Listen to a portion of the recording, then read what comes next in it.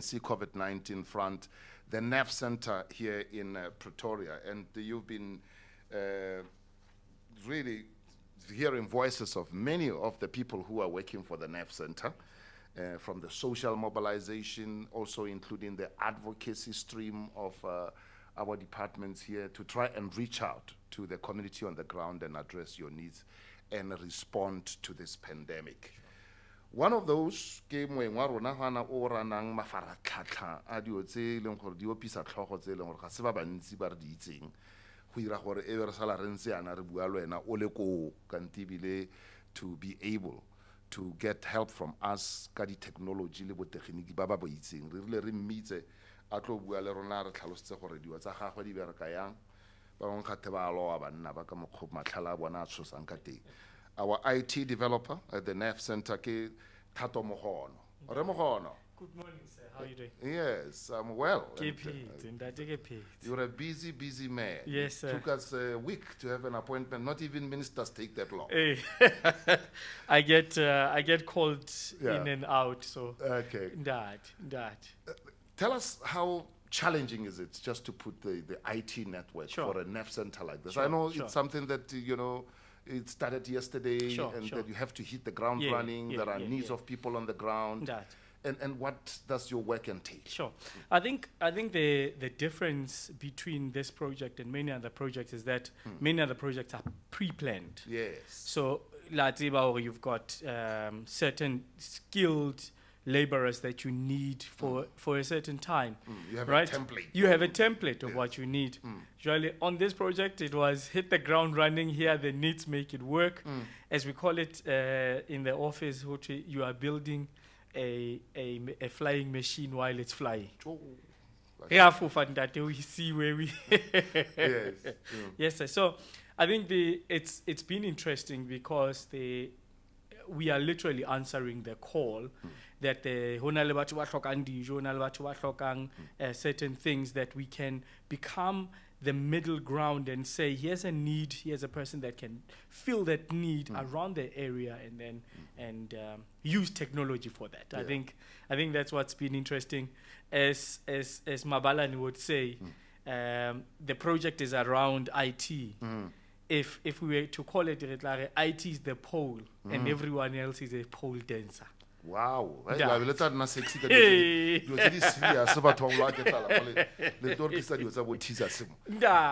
platforms have you created thus far, and how can people use those platforms to make the job easier for government and the NAF Center? Excellent. So we've got various platforms, and this goes really to the guys that engineered this whole machine, right?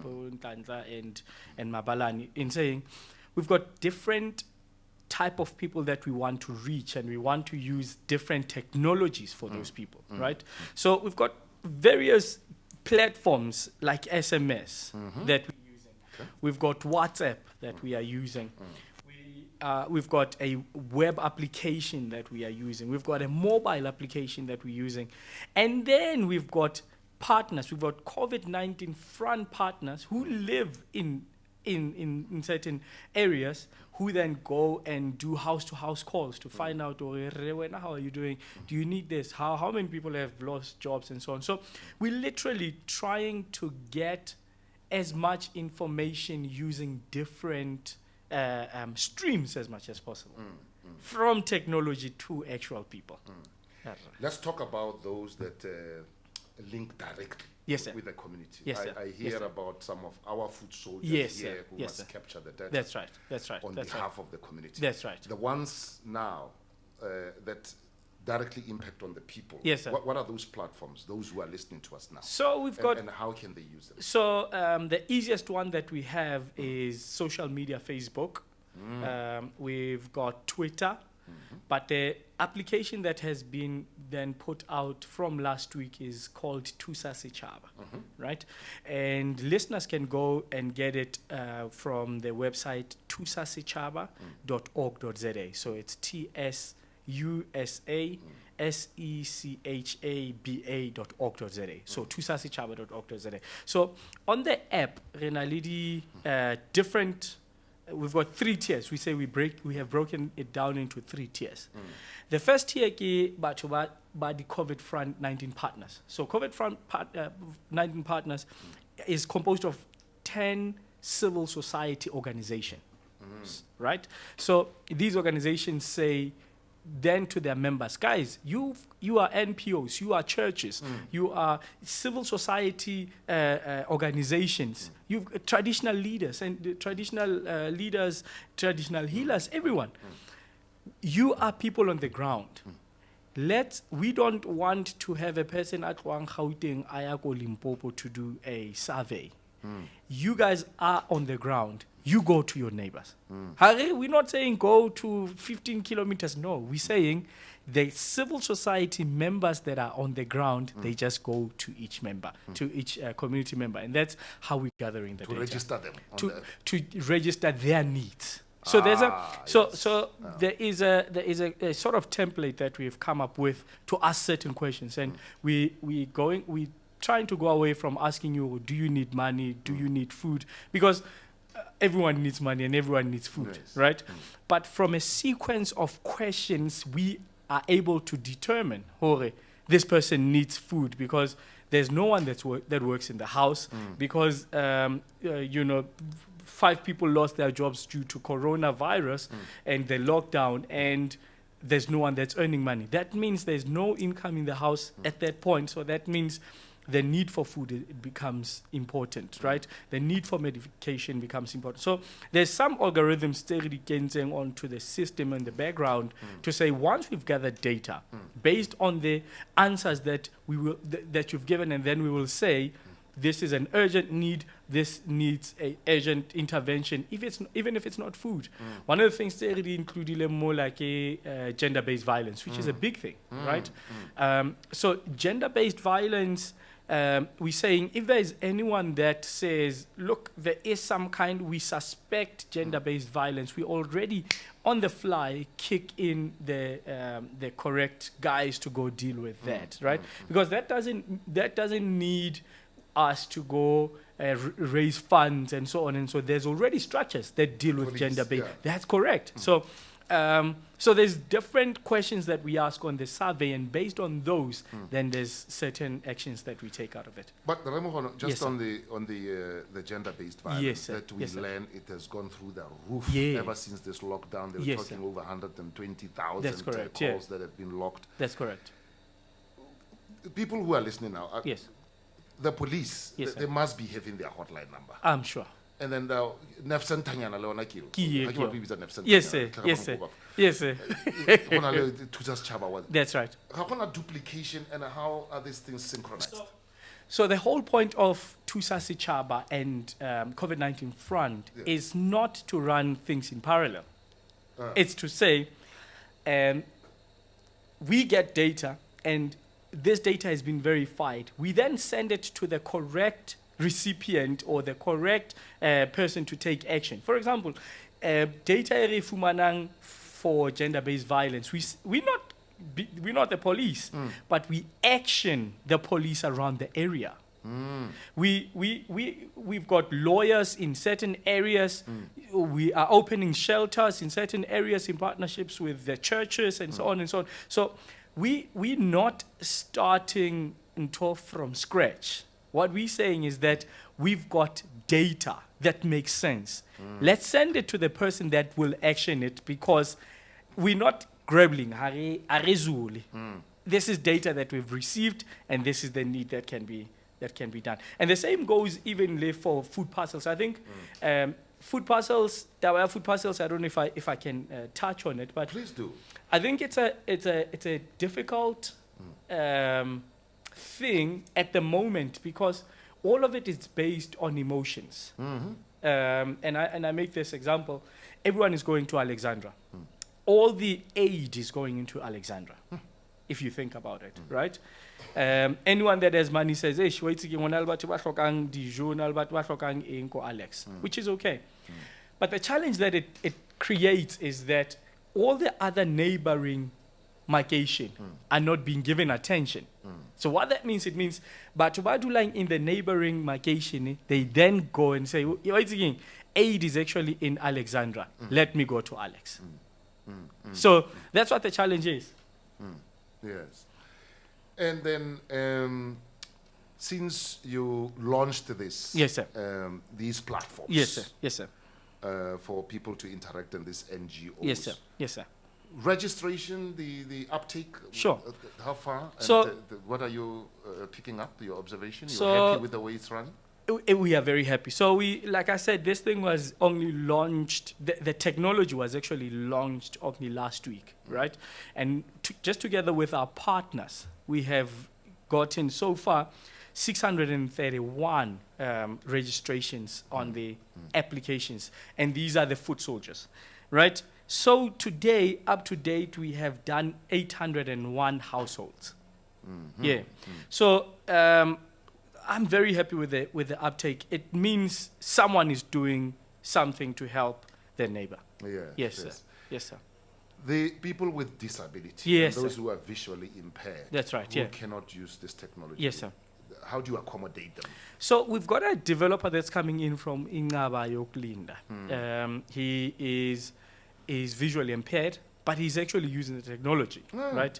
Because of smartphones like Samsung. Samsung has a technology that they use. What a free ad for them, eh? Hey, There we go. Yeah.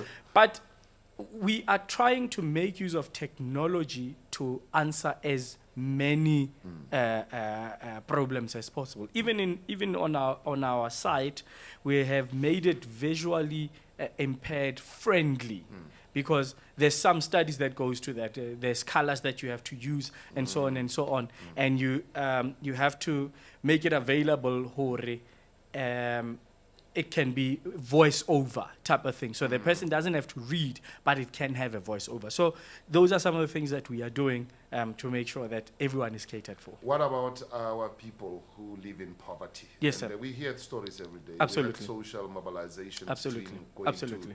and the kind of the poverty that they Sure, describe. sure, It's something sure. that we have known. It is true, yeah. But they've been invisible Yes, sir. Yes, sir. to many of Yeah. us because they are not mentioned anywhere Absolutely. in the mainstream, and it's all Yeah. lifestyle, as if this thing is all about the up and going people Yes, sir. in our society.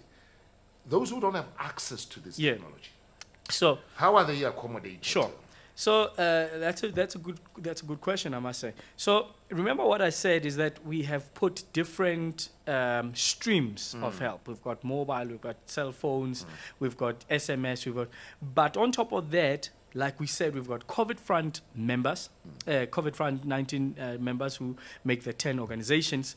And then we also have civil society organizations. And these would be your churches. These would be your NGOs, NPOs. These would be your traditional leaders. This would be your community trusts.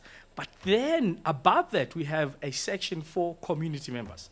So in a community, if there is a person unlimited resources like internet, phone, and so on, and it's only that person in the community, that person can be the representative of the community, who would say anyone that needs whose needs to be recorded, they can either go to that person or that person can go to them. So we've made it available literally with all the possible technologies that we can use. Yes, sir. Just digressing a little bit. Yes, sir. In closing. Yes, sir. Many have said we don't know the kind of future that we're getting into. Sure. The life we've known will never be the Absolutely. same Yeah, post-COVID. that's right. And most of them are saying IT is the way to go. Absolutely. Yeah.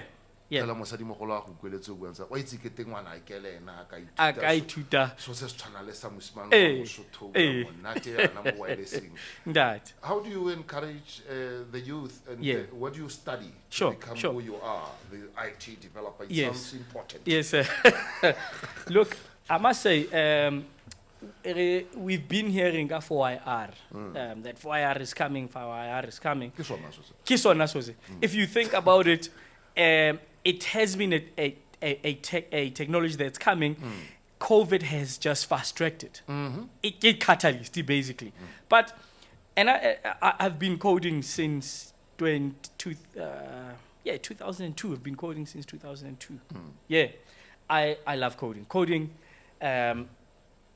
if your child is less than 16 years old and they are not coding, hey man, Explain what coding is. So coding basically is every technology, every website, every app, WhatsApp ena re sebedisang today, radio, there's digital radio, everything that is created in the IT space is started with coding.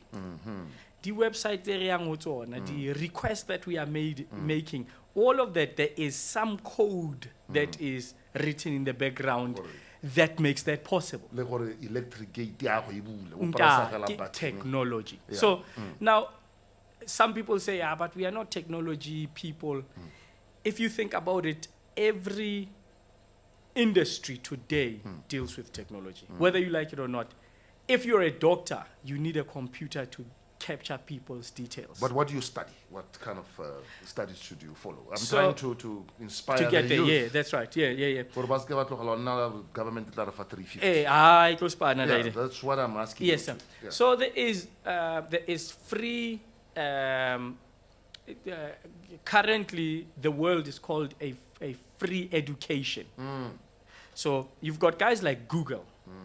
If you go to Google Classrooms, they've got Ntote Free. Microsoft has everything that's free.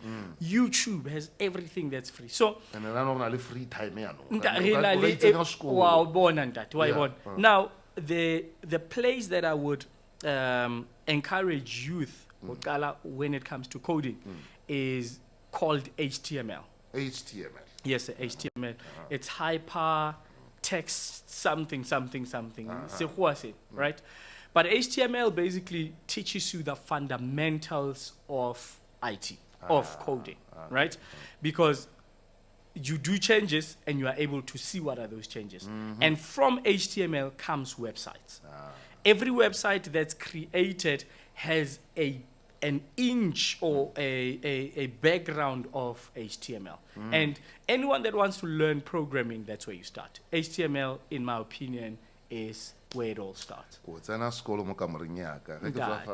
be a graduate. Yes, sir. HTML, this thing. HTML. Mohono, I thank you. I Ntate know you're a Gilebo. busy man. It's not going to last that long. Yes, sir. All Yes, the sir. best, and we wish I you everything. All the best. appreciate the time. We'll Thank keep you so talking much, to sir. you. Thato Mohono, Yes, sir. the IT developer That's right. for the Community Constituency Covid-19 Front Nav Center. I am Lawrence Tabani, and I thank my colleagues. Producer Kenny Modise, content creator is Fofo Lerefolo, and the technical engineer Steve Kosi Ramahama. Thank you so much.